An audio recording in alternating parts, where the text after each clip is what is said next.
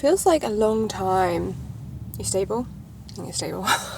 Since I worked in a cafe, I really enjoyed that. I've just not been prioritising it. I've just been like quite busy with work, so just sort of squeezing in loads of work at home. But it really is a lovely way to kind of get motivated for the week, particularly as I work from home, you know, fully self-employed. It's just a nice way of getting out of the house. I'm gonna wait till all these bikes pass. Jesus. How many are there? I don't know if you can hear some rumbling in the background. There seems to be about 25,000 motorbikes in the car park at the moment. So yeah, welcome to another weekly vlog. I've got a mix of things planned for this week. I'm working, obviously, but I'm also going to be hanging out with a couple of friends, so I thought I would just take you along with me. My content plan for September this morning, which I love to do. Planning is like some of my favourite work. I just get so excited by it. Obviously, I do it all in Notion, and it just, yeah, makes me feel like I know what I'm doing with my life. And now I'm going to go do a wee food shop because we could do with topping up on a few bits. Although I'm going to have a snack first because I am mildly starving, as I went on a run this morning and it's like, I don't know, 10:30 or something now, and breakfast feels like it was a long time ago. And I always try and eat something and don't go into the supermarket hungry because otherwise I will buy all of the food. So let's go. Also, wearing my new fleece that I got from Vinted. I mentioned in my getting ready for autumn vlog that I want to be changing up my wardrobe and embrace a lot more colour and pattern, and I got a couple more pieces, so I will show those to you later on in this vlog. So cozy! I love it.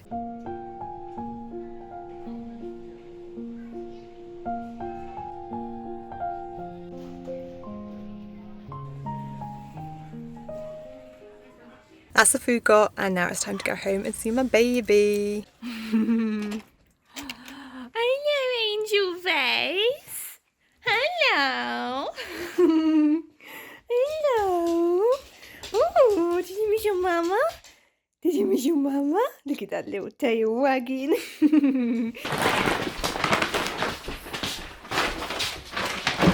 So quick food haul. I didn't get much because we're going to be away for a week. Next week I'm visiting family, so I wanted to try and just eat up everything we had in the house. I'm just getting bits and pieces for this week basically. So I got 4 Oatly, a couple of snacky bits because I haven't got around to baking anything this week, so I just got more oat cakes. I love these ones. And then the vegan Eat Natural bars. Got some peppermint tea because I can't live without it. It's a staple. I love my wee peppermint tea and dark chocolate in the evenings. I got a couple of tins of black beans because I'm going to do a chilli this week. Got a tofu that I think I'll probably just put in the freezer because I don't think I'm going to use it this week. But I always like to have some tofu ready to go. Butter, because we're running low. Spaghetti. Got the big pack of lentils. Red lentils, because we go through a lot of lentils. Some garlic granules and some salt from my pantry. And in terms of fresh produce, I just got some bananas that I'll probably use this week because I make smoothies most days. A couple of apples and a few carrots. So yeah, I think that's it. Nice low budget shop. I think I'll put this all away and then I'm going to make some lunch.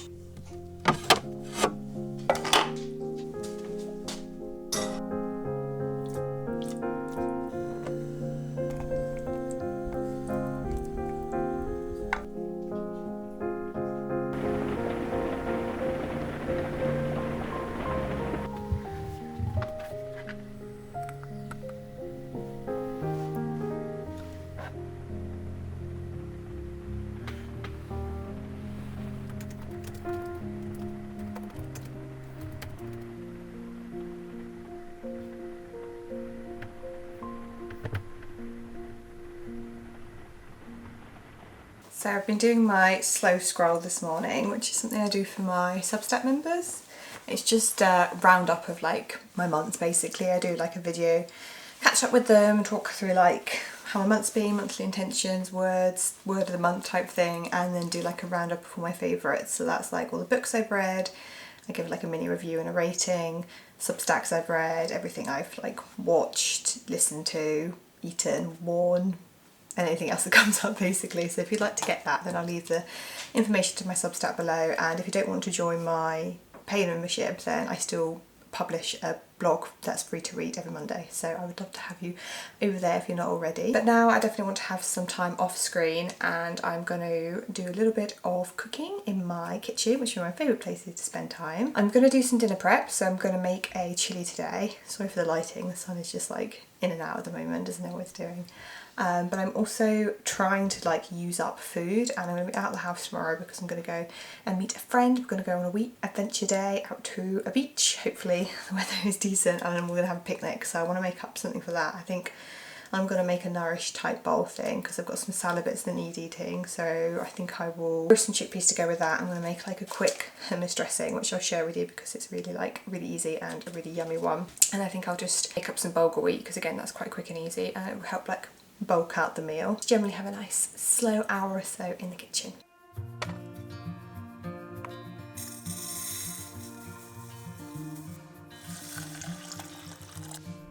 Close your eyes.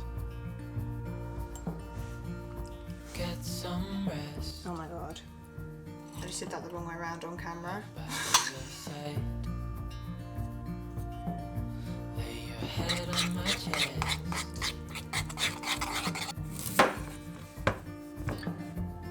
I know you've had a really bad day.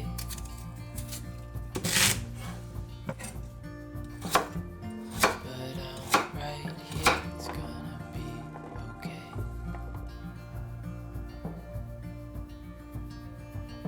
The world could fall down, it's gonna be okay. The sun could go out, we're gonna be okay. If all the blue skies make it gray, we're gonna be okay. Your soul on my hand.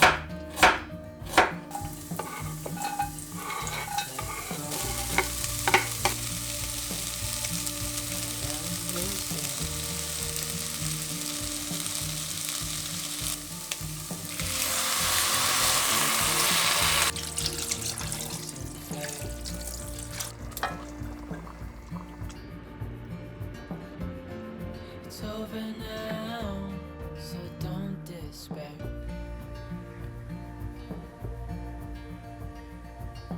The world could fall down, it's gonna be okay. The sun could go out, we're gonna be okay. If all the blue skies way too gray, we're gonna be okay.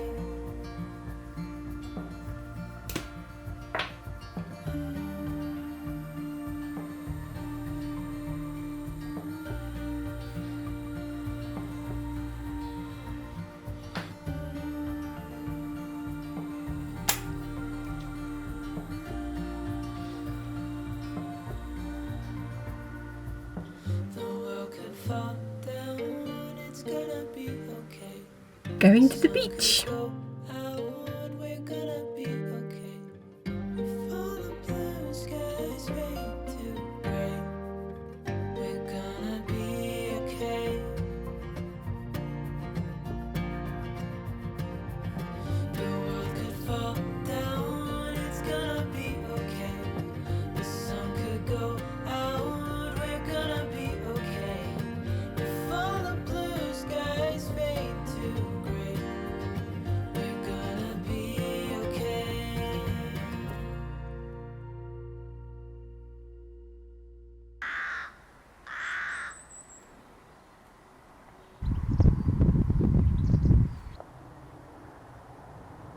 Good morning. I thought I would take you on our morning walk. There's Pi snuffling at something down there because we're set to have quite a nice morning. I think it's overcast today, but it feels quite warm and I think it's going to be dry, which is nice, and I don't have the best night's sleep, so I've decided to just sort of have a more of a gentle start to the day, and the best way to do that is to spend a little bit more time in nature. So I think we'll do a bit of a longer loop. I have some tea in my rucksack ready so we can have a nice tea spot and yeah, generally have a nice calm start to the day.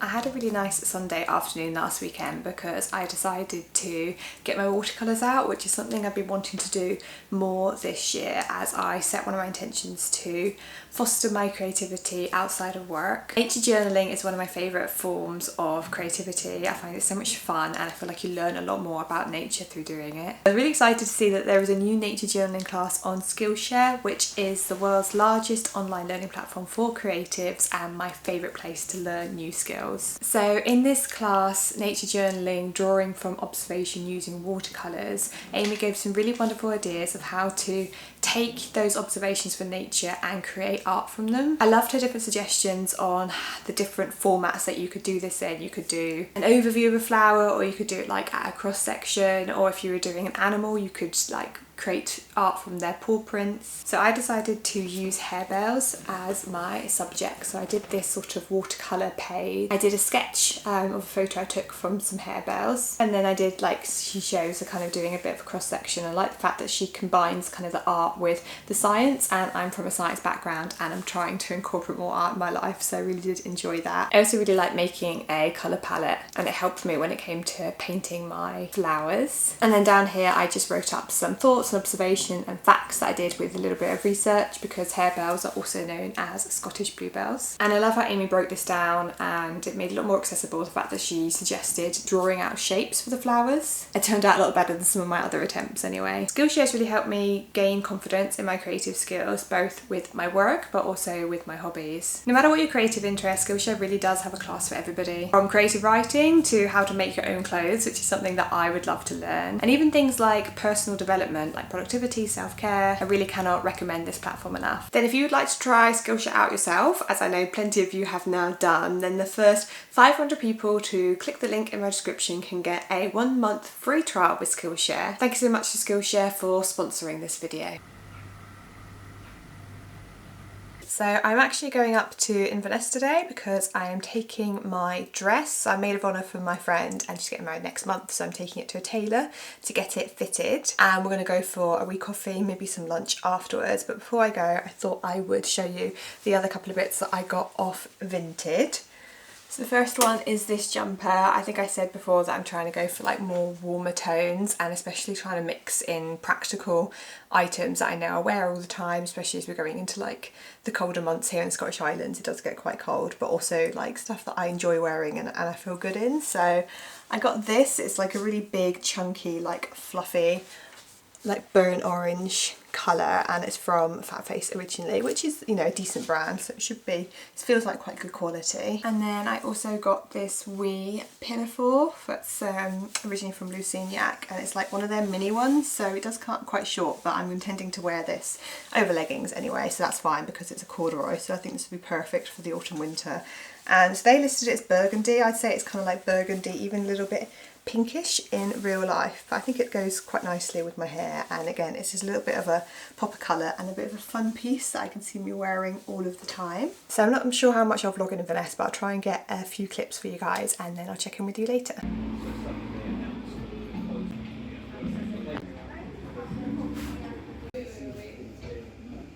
Just making myself a cuppa. Guys, I just got back from Inverness, had a lovely morning up there. I had the best food out I feel like I've had in ages. What is my hair doing? I was just taking Sky out with her ball, so I probably look a bit dishevelled. Yeah, I went to Culture with my friend. She's vegan as well. For some bizarre reason, we never go there. I don't know why. I mean, often she has a... What are you doing? What have I done, darling? Whenever I start talking to the camera, Sky's like, who are you talking to? She has a wee girl, so I often go to her house because it's just easier. But yeah, it's a vegan cafe, and yeah, I think the last time I went into it, it just opened, and I feel like it's a lot more established now. And it's lovely. I had a banana bread, what do they call it, like banana bread, like breakfast bar. So it was like banana bread, but then it had topped with like coconut yogurt and granola and like a berry compote and then like some just like general nuts and seeds, and it was really, really nice, and had nice tea as well. So that was very enjoyable. I'm just, I restocked my tea drawer for autumn. I just don't drink as much tea, so I don't have the same variety through the spring summer months, but I thought I'd pick up a couple of yogis, so I'm trying this one, the Inner Harmony. So it says it's a mix of lemon balm, rubus, is that how you say that? I'm not sure, and cinnamon, so sounds nice. But anyway, I have a book that I am desperate to share with you, so let's do that now. Shout out for my little chicken, like, tea bag holder thing. I've had this for years, it's got loads of crumbs in it. I love chickens, they're my favourite animals. One of the things that I just seem to bring me a lot of joy. So this is the book, and I'm pretty sure I featured this in my Getting Ready for Autumn vlog, and this is one of the my most like anticipated reads for the autumn, because I love kind of like gothic mysteries, especially when they're set in like old buildings, and I definitely love like historical fiction as well, and this is like a mix of both of them. So in terms of plot, the main character is Margaret, and she's recently widowed. I believe she's 29 when this happens, but her husband doesn't leave her any money for reasons that they get into, and therefore she has to find employment, but she's a lady, so she goes to be a governess, which she was before she was married, and she goes to Hartwood Hall, which is like this isolated rural old house, to be the governess who Lewis is like a 10-year-old boy. And the mistress is Mrs. Evesham, and she is also widowed. And as you can probably imagine with this kind of story, as it unfolds, Margaret gets like more involved with all the different characters, including like the different staff members and the gardener, Paul Carter I think his name is, and kind of starts realising not everything is right. Like the village, for instance, don't like the people at Hartwood Hall. They view them with suspicion. They say that it's cursed. They say there's ghosts. Mrs. Evesham is like obviously very overprotective of Lewis without any real reason to be, and she often goes off on like mysterious trips away as well. So there's obviously something going on, but at the same time Margaret also has her own secret that she's like really trying to like cling on to, really trying to hide. So I think this is actually a debut novel, and I think she's done so well in crafting this story with the different characters and setting up this really atmospheric, spooky, kind of gothic setting with Hartwood Hall. But I think what I loved the most, or at least for me, tipped it into being a five-star book, which I've only had 3 so far this year. I am quite picky with my 5 stars, was that it references like other Victorian literature. I think one of the reviews I was watching on YouTube says this is essentially like a love letter to Victorian literature, which I kind of completely agree with, especially the Bronte's work. So both Jane Eyre by Charlotte Bronte and The Tenant Wife of Hall by Anne Bronte are explicitly mentioned in this book, and elements of that work, and to a degree Wuthering Heights by Emily Bronte, are echoed throughout. Like there is definitely, you can tell the author has lived these books, and I did a little research on her. She's actually got her own YouTube channel that I've now forgotten, but I'll link it down below, Books and Something. And yeah, I think Jane Eyre was like one of her favourite books when you were younger, and you can kind of see that, but at the same time it doesn't feel like it's a copycat at all. It feels like it's its own story, it's got its own heart, and the way she develops the story and the way the characters think both feels realistic for the time, but also feels quite modern, and the pacing, especially right at the end where everything kind of gets revealed at once, feels refreshing. It feels like it's not like, I think with those classics sometimes, you know, they can feel a little bit overly long for like a modern audience, but obviously this is very readable, like it is written for like a modern audience. And I think the main thing, apart from the kind of like spooky setting that all the Brontes, they grew up on a moor like in Yorkshire, so in rural, so they have that across all their books, is feminism. That's like one of the main themes that run through it, but again, it's not like explicitly mentioned. It's just the fact that the majority of these characters are women in this time, and they're trying to live and survive in a time where it's very difficult to do so as a woman, especially trying to maintain or get any sort of like independence and security. So yeah, I was one of those books that I had to sit with because I don't give 5 stars very often. The other 2 I've given earlier in the year, I gave Eleanor Oliphant Is Completely Fine 5 stars, and I knew halfway through that was a 5-star book. I finished it and I was like, yeah, it's one of my favourite all-time books, and I still don't know exactly how to describe why, just because it's just so different, and I adored Eleanor, and it had such heart, and it was just amazing. But when I read The Birdcage by Eve Chase, it's one of the other ones I had to sit with. Similar vibe, also like a gothic mystery, also really well written, but I feel like I need to give myself a day or two to kind of like, is this a 5-star? And yeah, and this one, and particularly as I did a little bit of like digging into it, but research, kind of got other people's opinions on it, which brought up like other elements of it that I hadn't really considered. I was just like, yeah, 5-star book, which is a great way to kick off my autumn reading. So yeah, highly recommend this. But thank you very much for keeping me company in this weekly vlog. I love filming these videos. They're some of my favourites because it gives me and you get a bit of an insight into my day-to-day life. So if you want more of these, do let me know. And remember, you can get that free trial with Skillshare by clicking on the link in my description. Thank you very much for watching, lovelies. I'll see you next time.